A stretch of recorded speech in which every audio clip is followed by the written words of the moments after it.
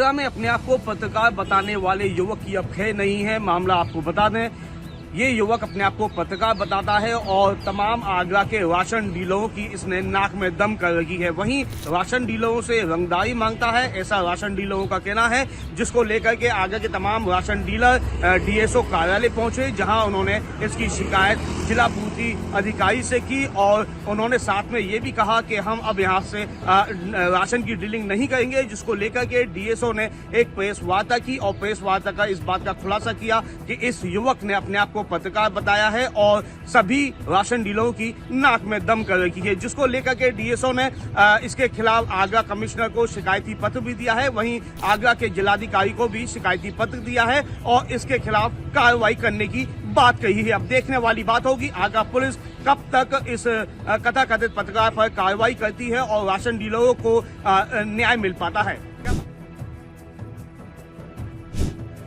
न्याय के लिए दर दर भटक रही है पीड़िता। दरअसल ये पूरा मामला खुटार थाना क्षेत्र का है, जहां की रहने वाली नाबालिग पीड़िता को 11 नवंबर को नमन वर्मा पहला फुसला कर अपने साथ ले गया। 14 नवंबर को पीड़िता की मां ने खुटार थाना में एफआईआर दर्ज करवाई। एफआईआर दर्ज होने के बाद पुलिस ने पीड़िता को बरामद किया। पीड़िता का मेडिकल हुआ, न्यायालय में पीड़िता के बयान दर्ज हुए। उसके बाद पीड़िता को कोर्ट ने माँ बाप को सौंप दिया। लेकिन हद तो तब हुई जब आरोपी नमन वर्मा लगातार पीड़िता को धमकी दे रहा है, राजीनामे का दबाव बना रहा है। यही नहीं, सोशल मीडिया पर पीड़िता के आपत्तिजनक फोटो लगातार वायरल कर रहा है।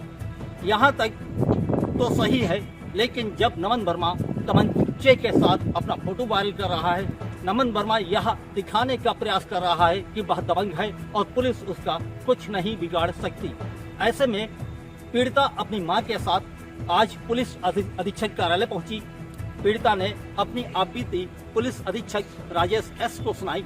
राजेश एस ने तत्काल कार्यवाही के आदेश दिए और उन्होंने पीड़िता को आश्वासन दिया कि आरोपी की जल्द गिरफ्तारी की जाएगी। अब देखना यह है क्या पीड़िता को न्याय मिल पाता है या नहीं, ये आने वाला वक्त बताएगा। राजीव।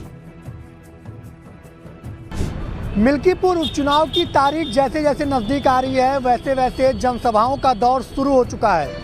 आज अयोध्या के मिल्कीपुर में मुख्यमंत्री योगी आदित्यनाथ का जनसभा हुआ और जनसभा में उन्होंने जनता को संबोधित किया। हालांकि इस भीड़ में उम्दा भाजपा कार्यकर्ता इकट्ठा हुए। हालांकि देखने वाली यह बात है कि मंच पर जो प्रबल दावेदार थे भाजपा की टिकट को लेकर, वो सभी जो है मंच पर दिखे। वो 12 के 12 प्रत्याशी जो दावेदारी कर रहे थे वो मंच पर दिखे। और साफ तौर पर अगर बात करें तो मिल्कीपुर उपचुनाव की, तो जो 7 मंत्री लगाए गए हैं और जो 40 विधायक वो भी मंच पर दिखे। तो कहीं ना कहीं जो ये मिल्कीपुर का दौरा था मुख्यमंत्री योगी आदित्यनाथ का, कहीं ना कहीं अहम माना जा रहा है। चुनावी समीकरण को देखें तो हर प्रकार के जो जातिवार मंत्री हैं या विधायक हैं उनको फील्ड पर उतारा जा रहा है और जनसंपर्क बराबर कर रहे हैं। तो कहीं ना कहीं ये जनसभा जो है वो मिल्कीपुर उपचुनाव को लेकर बड़ी अहम रही।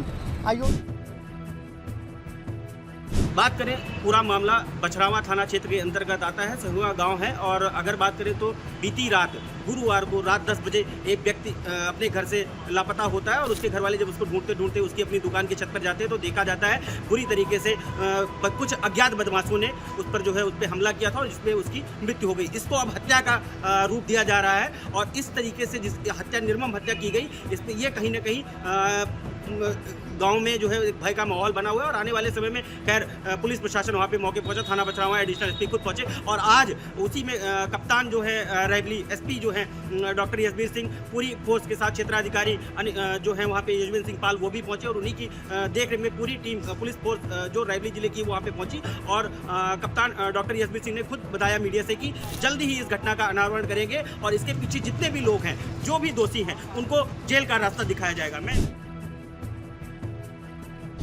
20 जनवरी को जनपद अमरोहा के थाना रहरा क्षेत्र के गांव झैतोली में अज्ञात बदमाशों ने ग्राम प्रधान के मामा की गोली मारकर हत्या कर दी गई थी, जिसके बाद हत्या करने के बाद जो बदमाश थे वो मौके से फरार हो गए थे। हालांकि आज रहरा थाना पुलिस और एसओजी सर्विलांस टीम को बड़ी कामयाबी मिली है। पुलिस ने 3 आरोपियों को गिरफ्तार किया है, और आरोपी के पास से एक तमंचा, एक जिंदा कारतूस और एक खून बरामद किया गया है। 20 जनवरी को थाना रहरा क्षेत्रांतर्गत ग्राम जैतोली में एक व्यक्ति इशरत अली की गोली मारकर हत्या कर दी गई थी। इसमें थाना रहरा एसओजी सर्विलांस टीम ने बहुत ही सराहनीय कार्य करते हुए घटना का अनावरण किया और 3 अभियुक्तों की गिरफ्तारी की गई, जिनका नाम रिहान, विकार और सलीम है, जो ग्राम जैतोली के ही रहने वाले हैं। नाजिम और इशरत अली की ग्राम प्रधानी को लेकर रंजिश थी। इसमें जो शेष अभियुक्त है उनकी भी शीघ्र गिरफ्तारी सुनिश्चित की जाएगी। बताया जा रहा है कि चुनावी रंजिश को लेकर इस घटना को अंजाम दिया था। अंजाम देने के बाद जो है वो आरोपी जो थे वो मौके से फरार हो गए थे।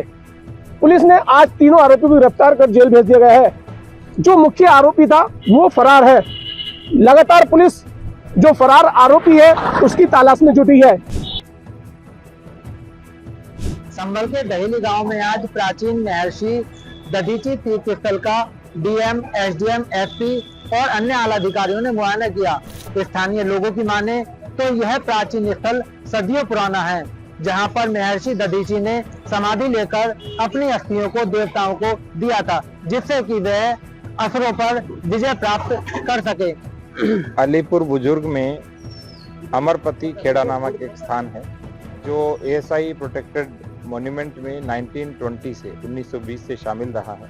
तो 2-3 दिन पहले जब हमारी रेवेन्यू की टीम ने इस ओर ध्यान दिया और साथ में एएसआई की टीम भी थी, तो उनके साथ में ये स्थान मिला है जो एएसआई की प्रोटेक्टेड श्रेणी में आता है। और यहाँ जो है जो आदमी जो है बोल गतन कुछ करता है, वहाँ सच्ची इबादत से जो है इनका उसका काम होता है, उसकी आस्था पूरी हो जाती है। ये लगभग 60 साल की तो उम्र मेरी है और कम से कम ये तो सदियों पुराना है, इसकी तो कोई पता नहीं। वहीं संभल डीएम, एसडीएम आदि अन्य आला अधिकारियों ने प्राचीन अलीपुर गांव में एक अमरपति खेड़ा स्थल का निरीक्षण किया, जहां पर प्राचीन सिक्के, अस्थियां आदि निकली थी और एएसआई संरक्षित यह खेड़ा है। वहीं डीएम ने बताया है कि हम संभल तहसील में एक म्यूजियम बनाने जा रहे हैं। अब देखना यह होगा कि कब तक म्यूजियम शुरू होता है। ग्राम पंचायत उज्जैनिया में अयोध्या धाम से आए हुए उत्तम कृष्ण शास्त्री के द्वारा भगवान कृष्ण व नारद के बारे में लोगों को सुनाया।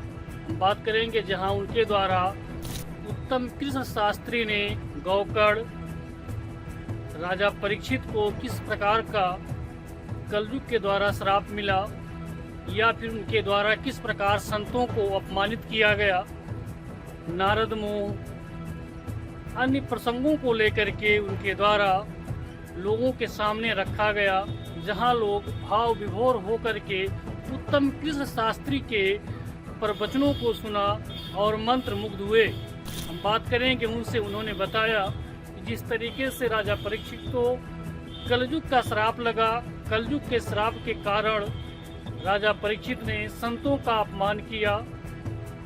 अपमान के बाद संतों के द्वारा उन्हें क्या श्राप दिया गया, जिसके बारे में विशेष जानकारी श्रोतागणों के सामने रखा और उनकी प्रवचन को सुनकर के श्रोतागण मंत्रमुग्ध हो गए।